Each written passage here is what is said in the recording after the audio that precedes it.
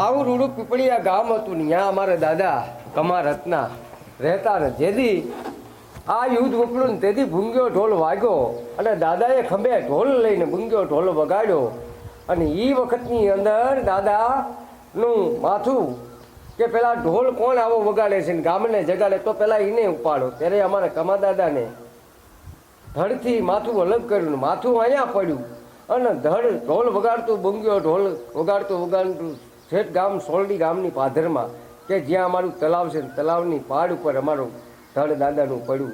અને હાલની તારીખમાં દાદા અમારા કમા દાદા જાગૃત છે બાળકના દેવ.